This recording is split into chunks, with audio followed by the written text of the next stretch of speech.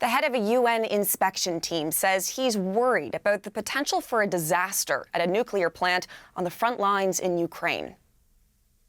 I worry, and I will continue to be worried about the plant until we have a situation which is more stable, which is more predictable. It is obvious that the plant and the physical integrity of the plant has been violated several times.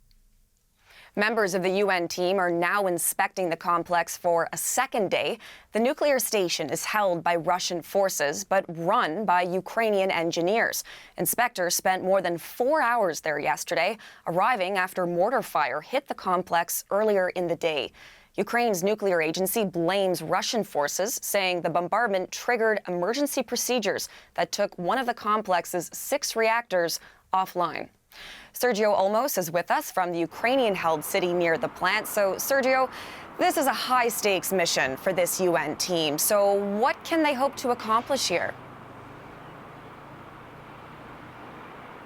Well, they're trying to accomplish a stable, safe environment at the nuclear power plant.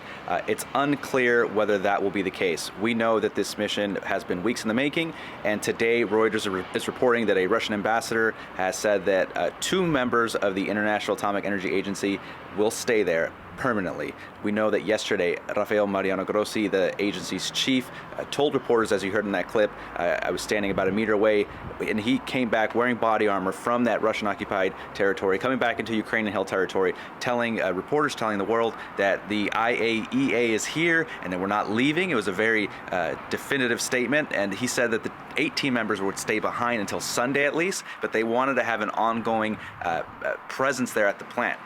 From what we're hearing today with the Russian ambassador, that apparently 2 members will stay at that plant. This is initial reporting just an hour ago, but this has been Rafael Mariano Grossi's intention coming here, not just do an initial assessment, which they got to do yesterday for a few hours. He said the team that stayed behind is expanding on that, expanding on some of the generators and other facilities they got to see yesterday.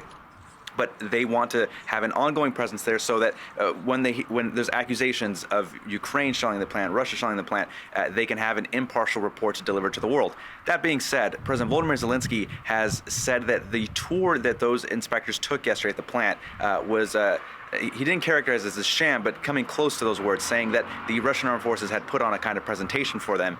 I can tell you on a kind of workforce level, I've talked to a technician who still works at the plant who told me that they were quite distraught yesterday about the inspection, saying that the inspectors did not get to see what is actually going on day to day or talk to any personnel who works there.